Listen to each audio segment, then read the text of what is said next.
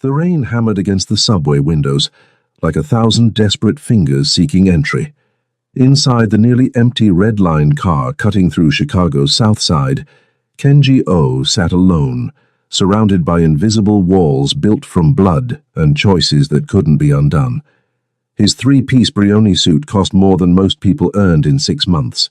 The platinum cufflinks catching the fluorescent light had been a gift from a politician whose career he owned. But tonight, staring at his reflection in the rain-streaked glass, he saw only exhaustion, the kind that seeped into bones and made a man question if power was worth the weight it carried. The Dragon of Chicago, they called him, the man who controlled the ports, the unions, the streets. At 34, he'd built an empire his father could never have imagined. But empire building left no room for warmth, no space for gentleness. His hand moved to his chest, fingers brushing the shirt fabric covering a scar, a reminder of betrayal 2 years past. The subway car swayed, metal shrieking against rails, and Kenji closed his eyes. He didn't notice the woman and child 3 rows ahead until the girl's laughter broke through his isolation. Alani Clark's head jerked up as the subway lurched, her body fighting the pull of exhaustion. Double shifts at Mercy Hospital were destroying her, one 16-hour day at a time. The nursing assistant uniform clung to her dark brown skin, wrinkled and damp with the sweat of caring for patients who couldn't care for themselves. Beside her, 6-year-old Hope hummed softly, her small fingers wrapped around a plastic superhero figure. The toy's paint had worn away in patches, revealing grey plastic beneath, but Hope treated it like treasure. Her cornrows, meticulously braided by Alani just 3 days ago, were beginning to fuzz at the edges. The girl's dark eyes, so much like her father's, the father who'd vanished before she was born, sparkled with imagination as she flew the toy through invisible battles. "Mama's tired, baby," Alani whispered, her Chicago accent thick with fatigue. "Just let me rest my eyes a minute. I know, Mama."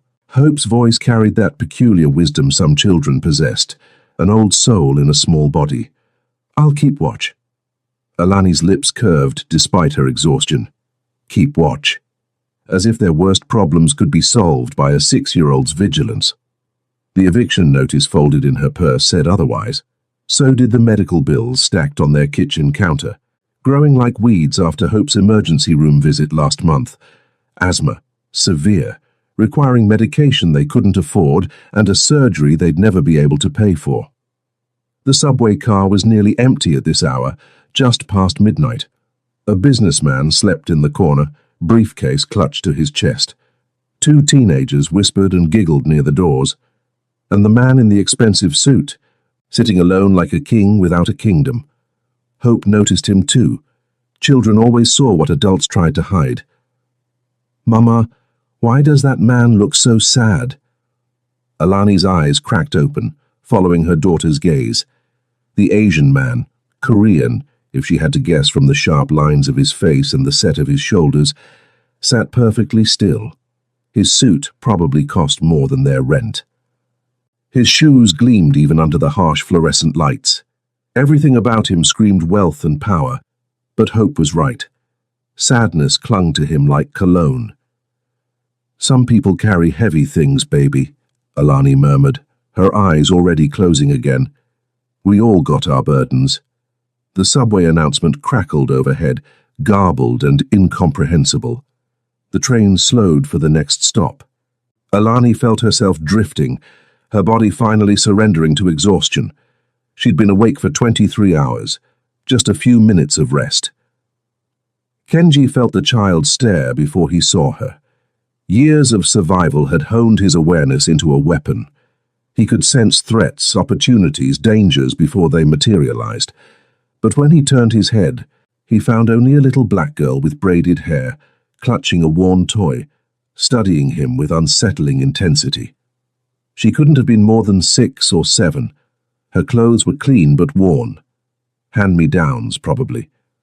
The woman beside her, her mother clearly, given the identical curve of their cheekbones, had collapsed into sleep, her head tilted at an uncomfortable angle against the window.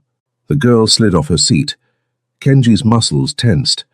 In the far corner of the car, disguised as a sleeping homeless man, his guard, Min Jun, shifted slightly.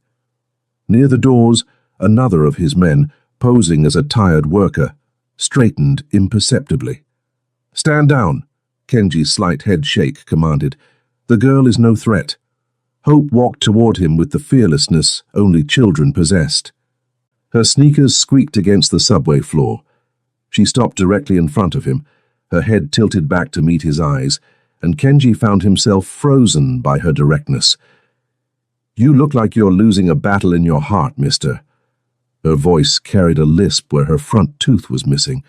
"My mama says everybody got battles we can't see." Kenji's throat tightened. When was the last time someone had spoken to him without fear, without calculation, without wanting something? "Do I?" His voice came out rougher than intended. Hope nodded solemnly. She held up the plastic superhero, its paint worn away by countless hours of play. "This is Captain Justice. He always wins his battles because he fights for people who can't fight for themselves." She extended the toy toward him. "You can keep him until you win yours." The gesture struck Kenji like a physical blow. This child, this beautiful, innocent child who probably had nothing, was offering him her treasure, her protection, her hope. His hands, which had signed death warrants and broken bones and counted millions in blood money, trembled as he accepted the small plastic figure. It weighed nothing, it meant everything. "Thank you," he whispered. The words felt foreign in his mouth. I'll take good care of him." Hope beamed, the smile transforming her face. "I know you will. You got kind eyes, even if they're sad."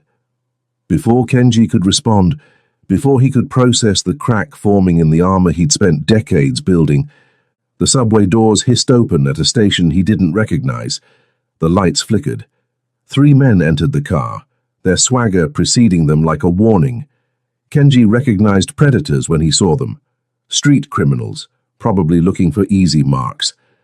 Their eyes swept the car, dismissing the sleeping businessmen, the teenagers, his disguised guards. Then they landed on the sleeping woman with the expensive-looking purse beside her, Hope's mother, the girl's only protection. The child seemed to sense the shift in atmosphere. She glanced back toward her mother, then at the men approaching, then at Kenji. Fear flickered across her young face, the first crack in her bravery. "Mister," she whispered, "those men." "Go back to your mother," Kenji said quietly, already rising from his seat. He slipped the toy into his breast pocket right over his heart. "And close your eyes." Hope's bottom lip trembled, but she obeyed, scurrying back to the seat and burying her face against her mother's shoulder. The lead predator, a white man with a tear tattoo and poorly concealed track marks, reached Alani's row, his hand extended toward her purse. His companions flanked him, blocking escape routes, their body language broadcasting violence. Kenji moved. He didn't run. Dragons didn't need to run. He simply placed himself in their path, his body a wall between the criminals and the sleeping woman, between them and the child with the missing tooth, who'd given him her superhero. "Gentlemen." His voice carried no anger, no threat, just absolute certainty. "This car is closed." The lead man's eyes narrowed, assessing. His companions shifted, hands moving toward weapons Kenji knew they carried. For a moment, the car hung in perfect tension. The criminals calculating odds, Kenji's men ready to move, the child holding her breath against her mother's shoulder. Then the tear-tattooed man's gaze caught on something. The platinum cufflinks, perhaps, or the way Kenji stood with the absolute confidence of a man who'd never lost a fight that mattered. Or maybe he glimpsed Min Jun rising from his corner, shedding his homeless disguise like a snake's skin. Whatever the calculation, the math didn't work in their favor. "Wrong car," the leader muttered. "Let's go." They backed toward the doors, never turning their backs, and exited at the next stop. The entire confrontation had lasted less than 90 seconds. Kenji remained standing until the train moved again. Behind him, Alani stirred, her eyes opening slowly. "Hope." Her voice carried sleep and worry in equal measure. "Baby, you okay?" "I'm okay, Mama." The sad man protected us. Alani's gaze found Kenji, confusion and wariness mixing in her dark eyes. He gave her a slight nod, nothing dramatic, just acknowledgement, before returning to his seat 3 rows away.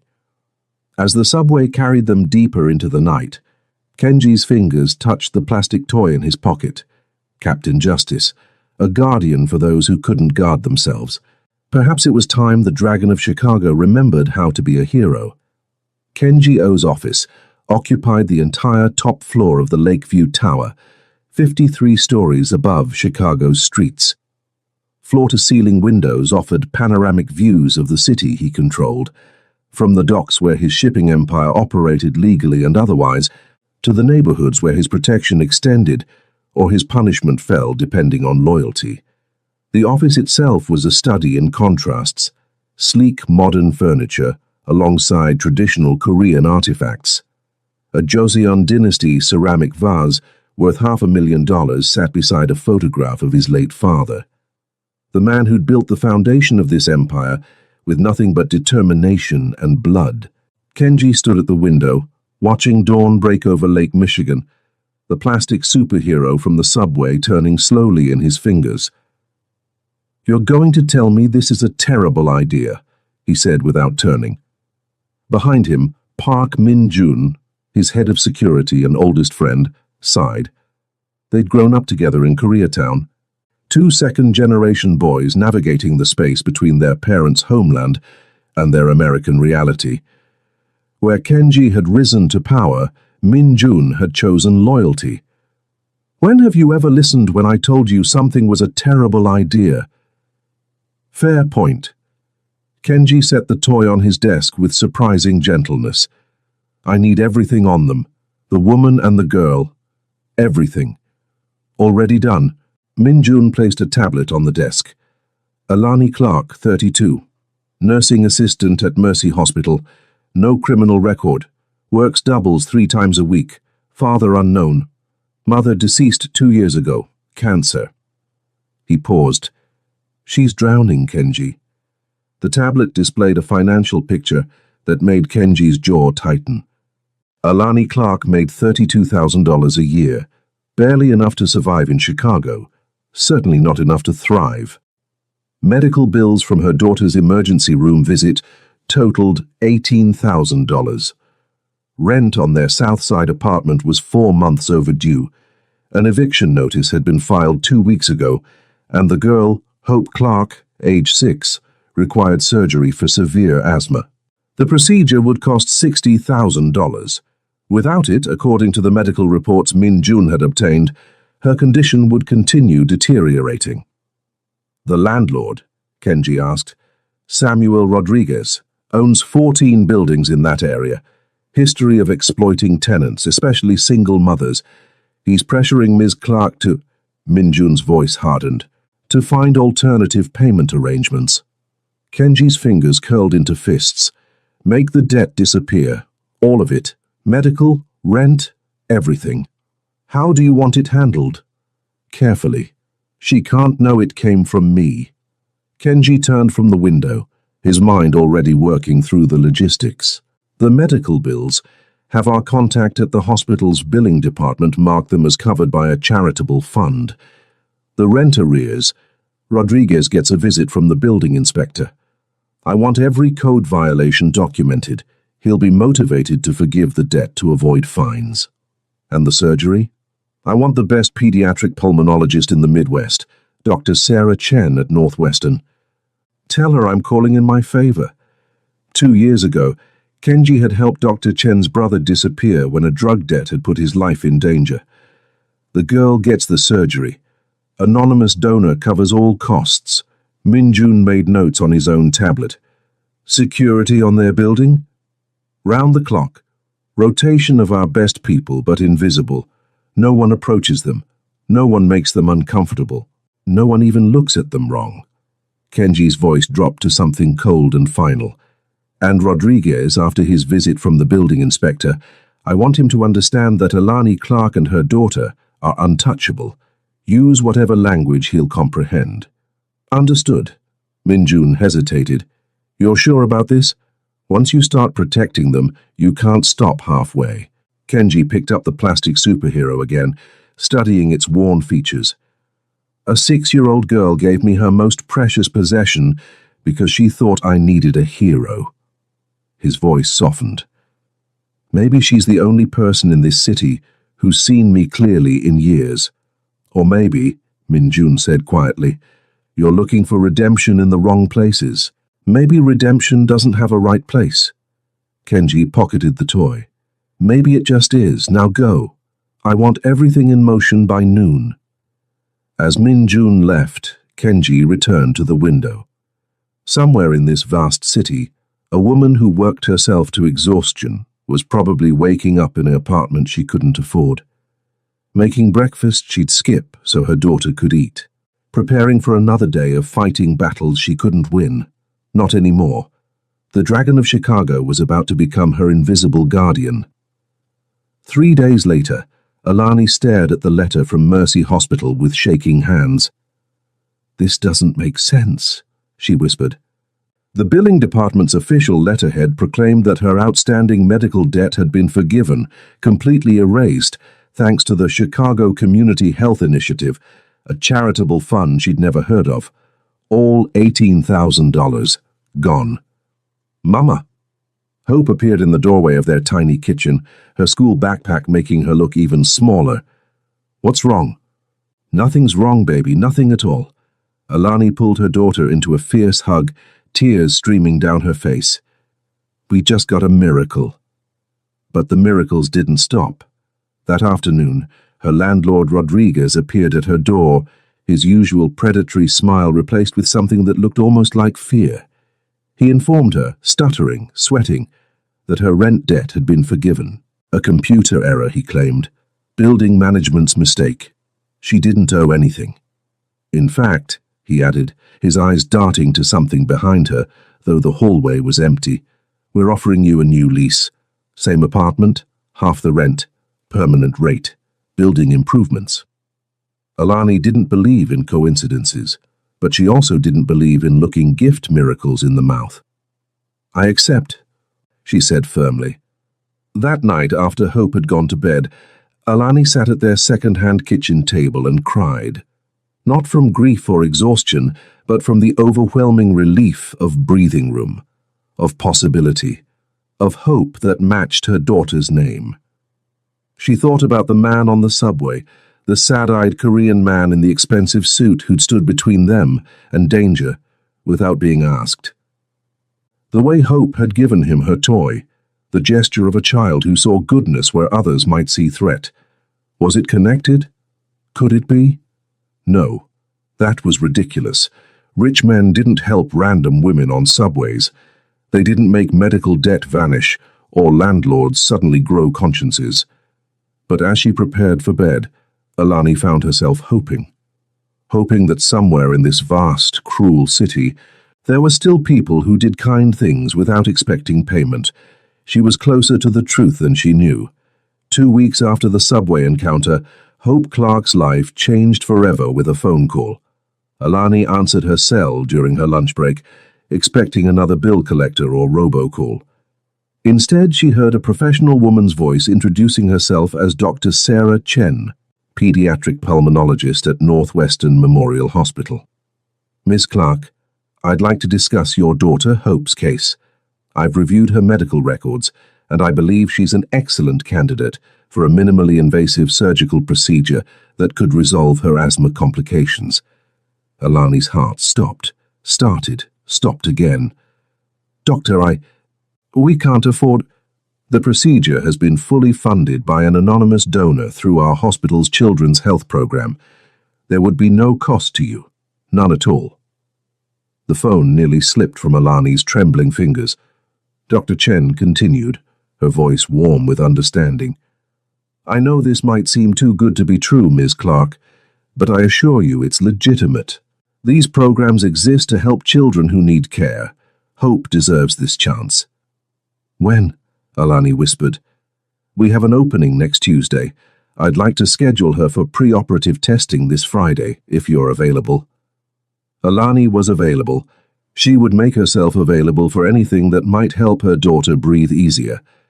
What Alani didn't know, what she could never know, was that 53 floors above the city, Kenji O had personally reviewed every detail of Hope's surgical plan.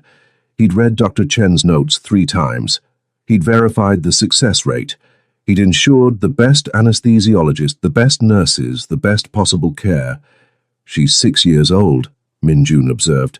Watching his boss obsess over medical charts the way he usually obsessed over shipping manifests or rival operations. You do realize you can't protect her from everything. I can protect her from this. Kenji's finger traced the surgical outline on the screen. This is solvable. This has a solution. And after the surgery, then what?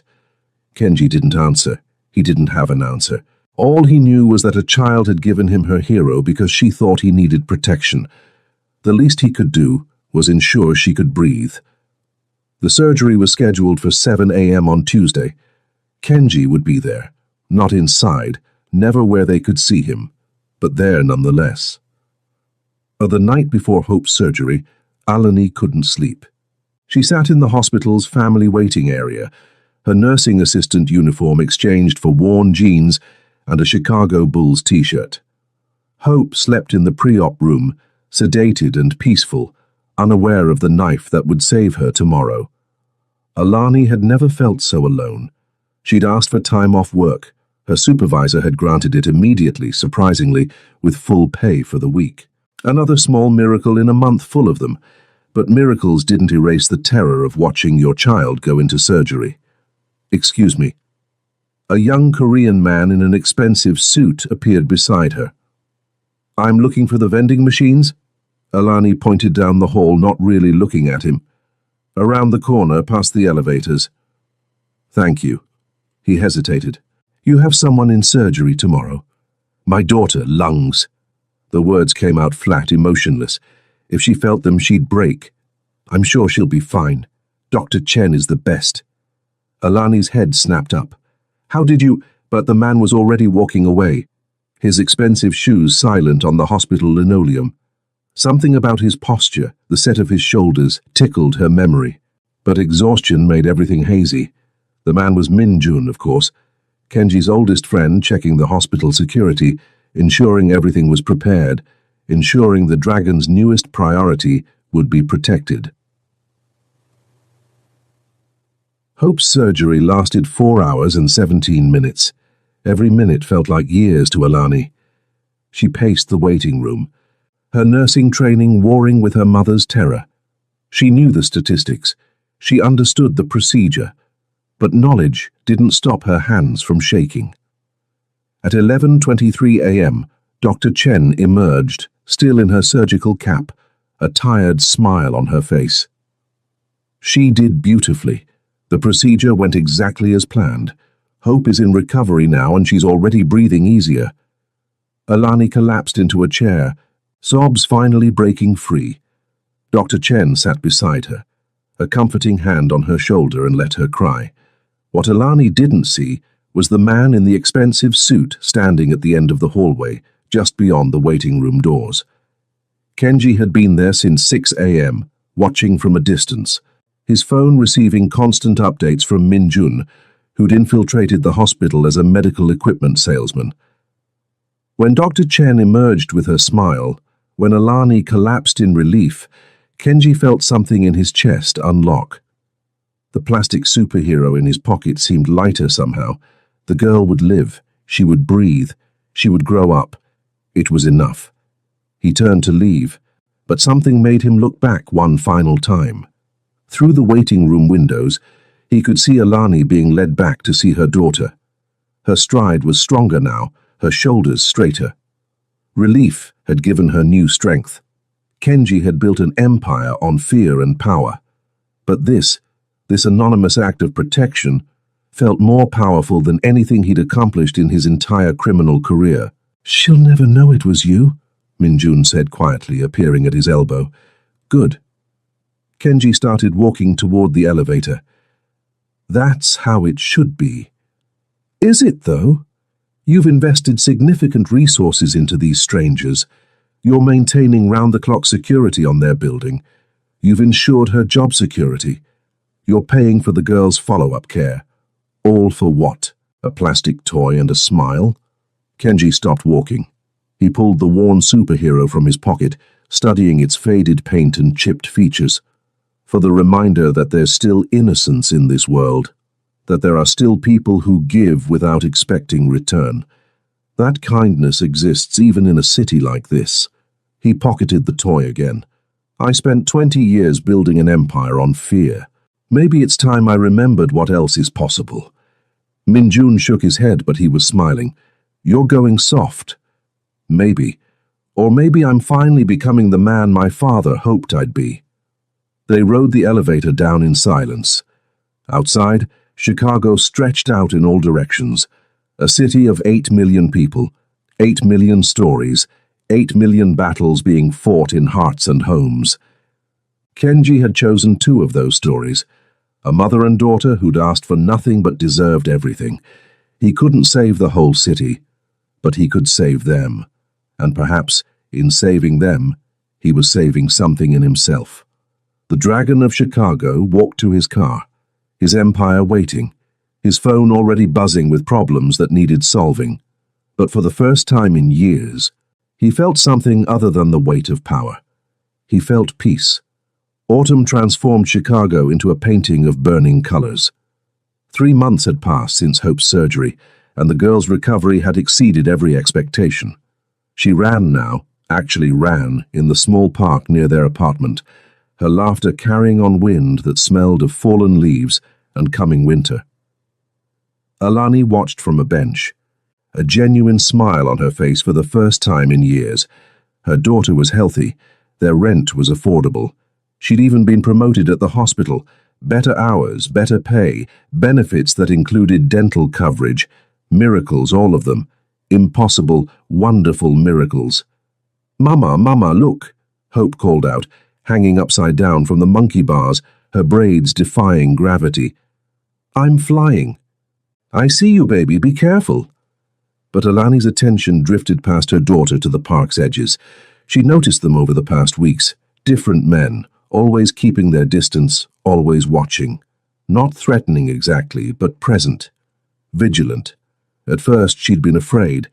Men watching a single mother and her child was never good. But these men were different. They kept distance.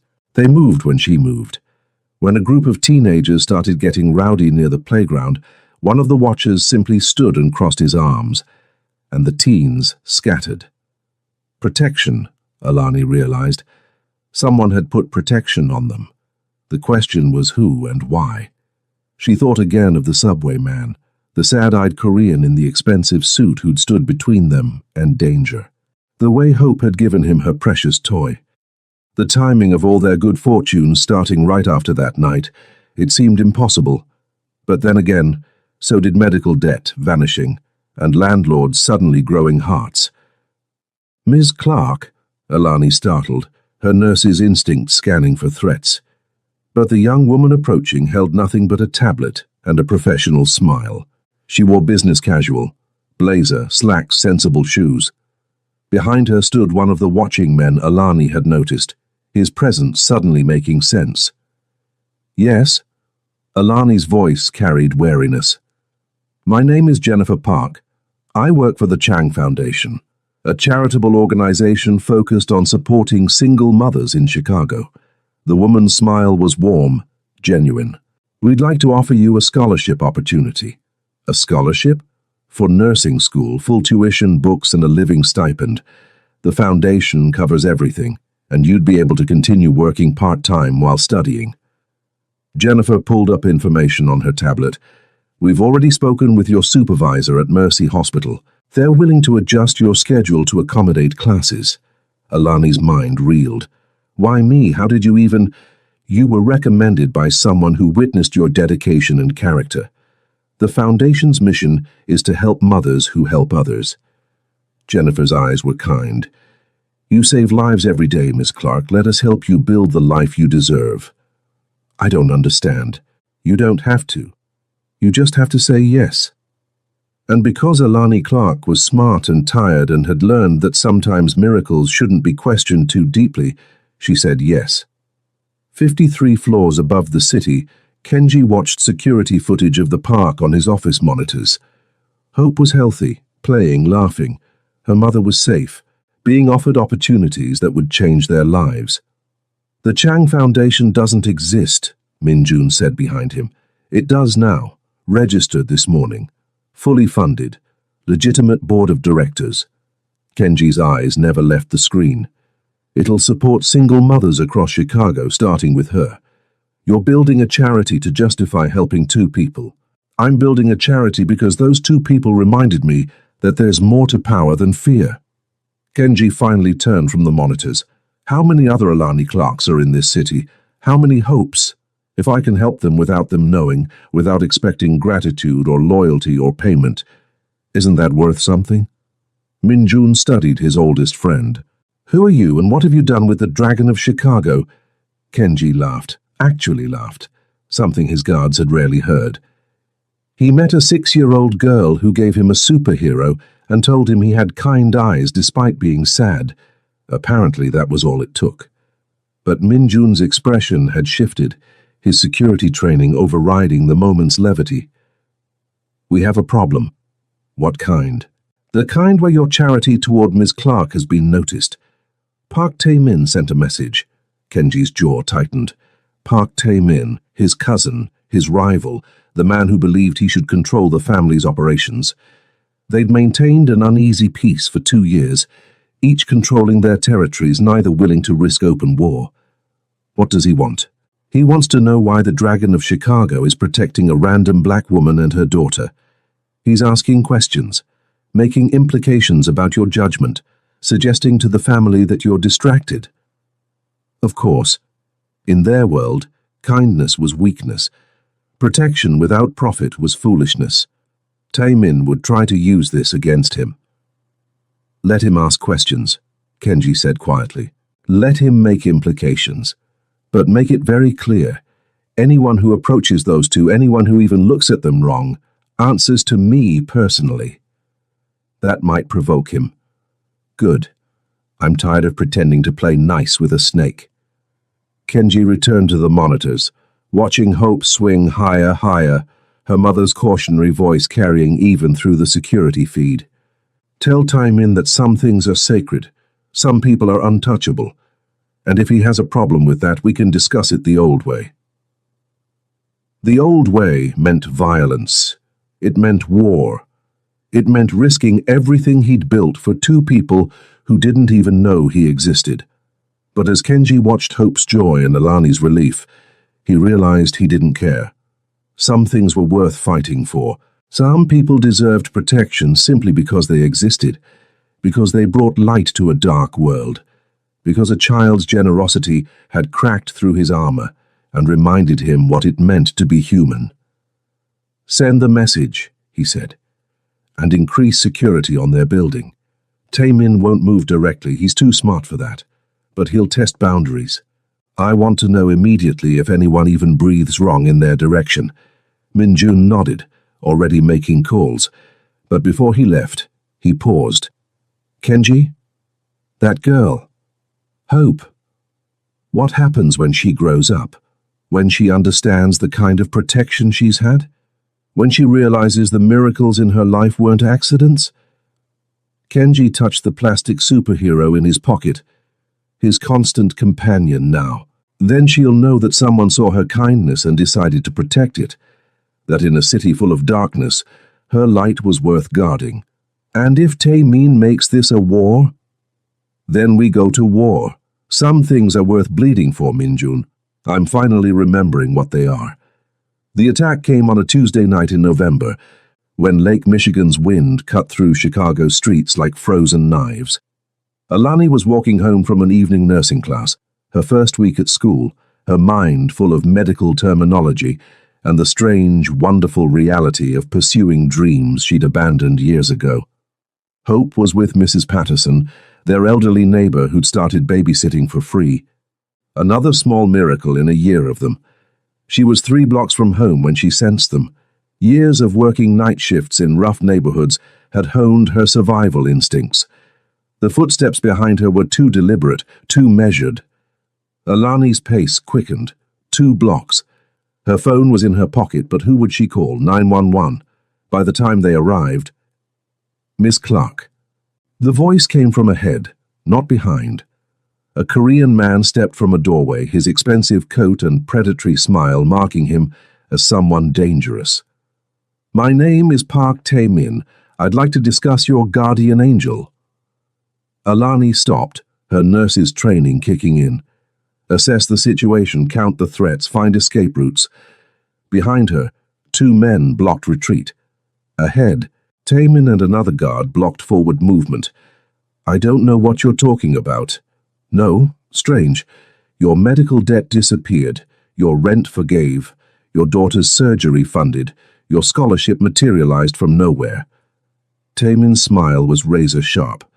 All very expensive miracles for a woman who claims to know nothing. "I received help from charities." "You received help from my cousin. The Dragon of Chicago has become quite invested in your welfare." Taemin stepped closer. "I'm curious what makes you so special. What you offer in return." The implication in his voice made Alani's skin crawl. "I don't know anyone by that name. I don't know your cousin. Let me pass." "Oh, I'll let you pass. After you deliver a message." Taemin's hand moved toward her face and froze as cold metal pressed against the base of his skull. "Touch her."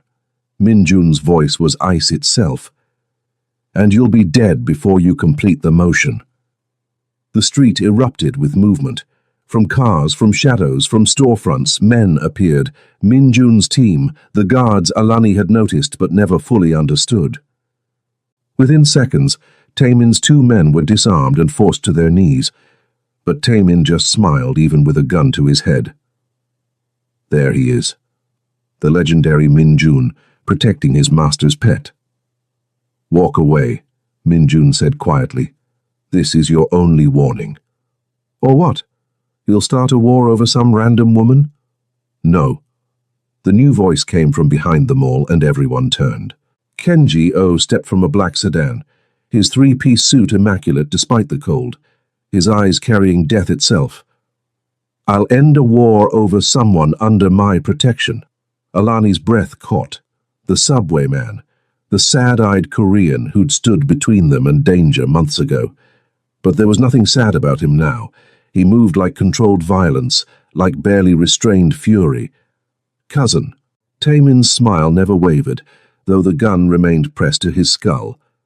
How noble. Starting a family war over a black woman and her bastard child. The words hung in the freezing air. Alani expected Kenji to respond to the insult, to the provocation. Instead, he simply looked at her, really looked at her, and something in his expression made her understand the truth of the past months. "Miss Clark," Kenji said, his voice gentle despite the violence vibrating through the scene. "Are you all right?" She should be terrified. She should run. She should grab hope and disappear from this world of dangerous men and unspoken threats. But looking at Kenji, she saw what Hope had seen months ago on that subway. Kind eyes, despite the sadness, despite the danger. "I'm fine," she whispered. "Good." Kenji's attention shifted to his cousin. "Minjun, remove your weapon. Taemin is leaving." The gun withdrew. Taemin straightened his coat, his smile finally cracking around the edges. "You're making a mistake." "The only mistake was letting you think I'd forgotten how to protect what matters." Kenji's voice dropped to something ancient and final. "That woman and her daughter are under my protection. Permanently, absolutely. Anyone who approaches them with anything but respect answers to me. Anyone who threatens them dies. Is that clear enough for your limited understanding? You'll tear the family apart for strangers. They're not strangers, not anymore." Kenji moved between Taemin and Alani, his body a wall, just like on the subway. Now leave, and tell the family that the dragon has found something worth protecting again. Anyone who has a problem with that can come see me directly. Taemin's jaw worked, rage and calculation warring in his eyes, but he wasn't stupid. Not here, not now, not outnumbered. This isn't over. It is. Kenji's finality brooked no argument. It's been over since a 6-year-old girl taught me what actually matters in this world. Now get out of my sight, before I forget we share blood. The rivals stared at each other for one eternal moment. Then Taemin gestured to his men. They retreated to a waiting car, leaving Alani and Kenji alone on the street. Minjun's guards a discreet distance away, giving them privacy. It was you, Alani said finally. All of it. The medical bills, the rent, the surgery, the scholarship, the men watching our building. She should be angry. She should be afraid. Instead, she just felt tired. Why? Kenji's hand moved to his pocket, pulling out something small. The plastic superhero, worn and faded but carefully preserved, Hope's toy. The gift from a child who'd seen a stranger's sadness and tried to help.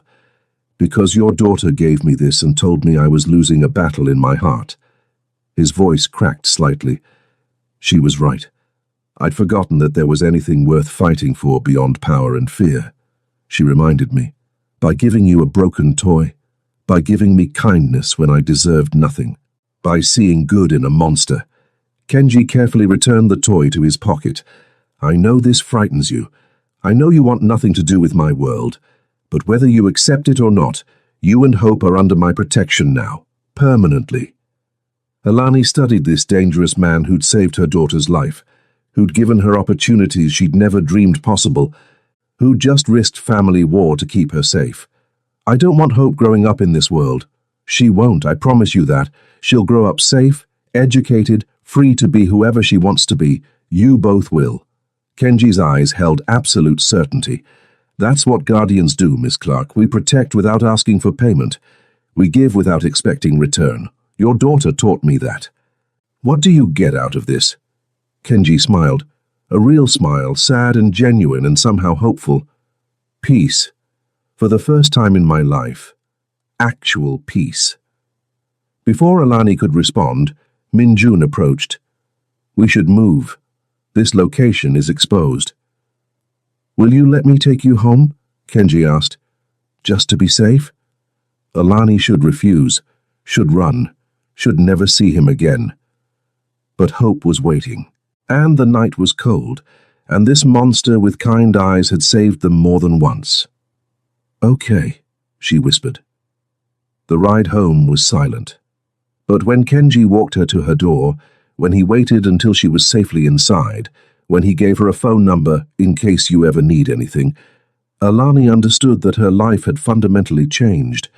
The Dragon of Chicago had chosen them, and dragons, she was learning, protected their treasures absolutely.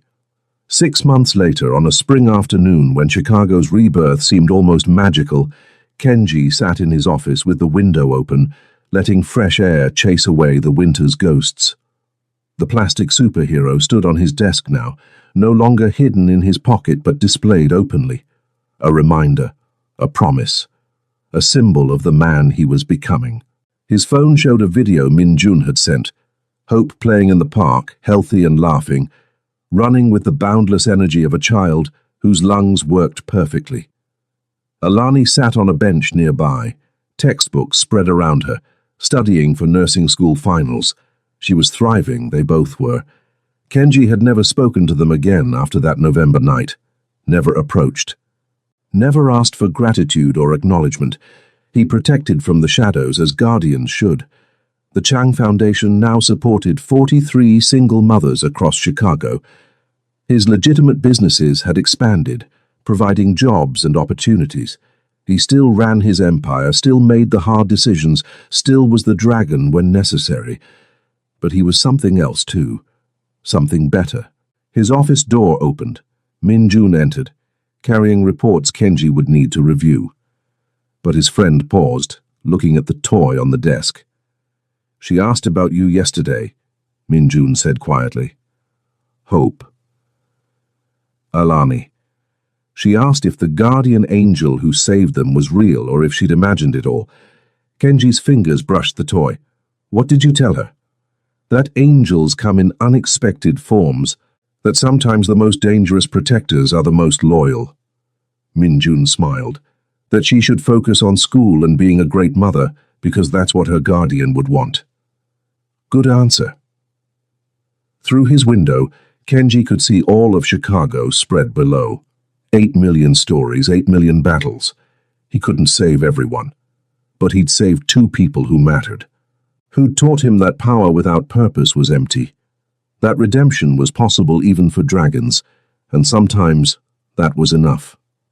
Kenji picked up the superhero, held it to the light, and smiled. Captain Justice, the girl had called it. A hero who fought for those who couldn't fight for themselves.